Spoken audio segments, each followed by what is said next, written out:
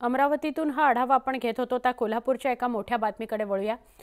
गुप्तधन मिळवण्याकरता नरबळीचा प्रयत्न करण्यात आला। अत्यंत धक्कादायक ही घटना आहे। राधानगरी तालुक्यातील कौलव गावात ही घटना समोर आली आहे। सरपंच रामचंद्र कुंभार यांच्या सतर्कतेमुळे मोठा अनर्थ टळलाय।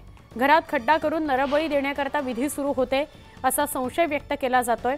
या प्रकरणी कराडचा मांत्रिक चंद्रकांत धुमाळ याच्यासह 6 जणांवर गुन्हा दाखल करण्यात आलाय। नरबळी आणि जादूटोणा कायद्यान्वये त्यांच्या विरोधात गुन्हा दाखल करण्यात आलाय। शरद माने यांच्या घरात सुरू असलेल्या या घटनेबाबत आता राधानगरी पोलीस अधिक तपास करतायत।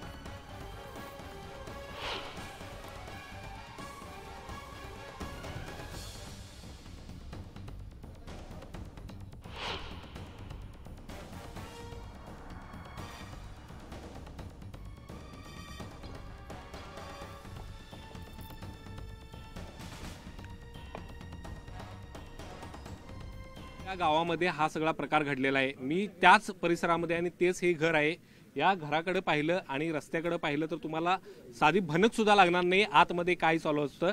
मात्र सरपंच रामचंद्र कुंभार हे जागरूक झाले आणि त्यांना हा सगळा प्रकार आहे तो कळाल्यानंतर त्यांनी या संदर्भातले आहे ते हा सगळा प्रकार उघडकीला आणला आणि त्यानंतर या घरामध्ये काय सुरू आहे ते उघडकीला आलं। आता आपण त्याच घरात जाऊया। सरपंच सुद्धा आपल्या सोबत असणार आहे की आतमध्ये काय नेमकं सुरू होतं, कारण हा पहिला दरवाजा उघडल्यानंतर आतमध्ये तुम्हाला पाहायला गेलं तर या ठिकाणी एक खोली दिसून येईल आणि या खोलीमध्ये जर पाहायला गेलं तर कोणत्याही पद्धतीचं संशयास्पद तुम्हाला काही आढळणार नाही।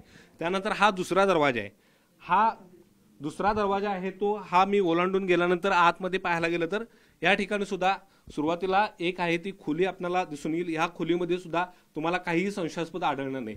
मात्र त्यानंतरचा हा जो दरवाजा आहे तो मात्र बघितल्यानंतर आतमधलं जर दृश्य पाहायला गेलं तर तुम्हाला अंगाचा थरकाप उडेल अशा पद्धतीचं हे दृश्य आहे।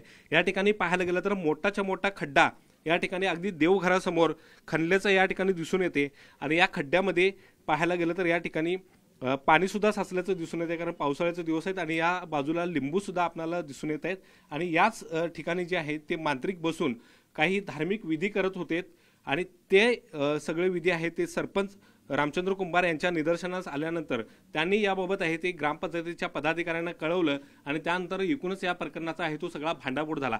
आपल्यासोबत सरपंच रामचंद्र कुंभार सुद्धा आहेत, त्यांच्याकडून या एकूणच सगळ्या गोष्टी आहेत ते आपण जाणून घेणार आहोत। काय सांगाल तुम्ही, नेमका हा सगळा प्रकार कशा पद्धतीने उघडकीला आणला?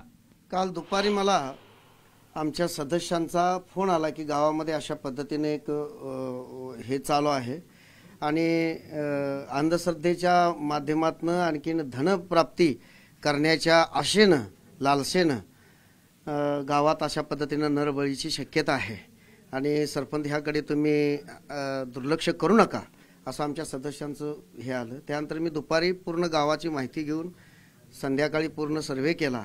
गावातनं जागी जागी मुलांना या पद्धतीनं आत कोंडून ठेवलं होतं गावकऱ्यांनी की त्यांच्यापर्यंत पोचलं होतं। लहान मुलांनी सुद्धा सांगितलं होतं पालकांना की असं असं शरद मानेंच्या घरामध्ये मुलांना मारून पुरणार आहेत।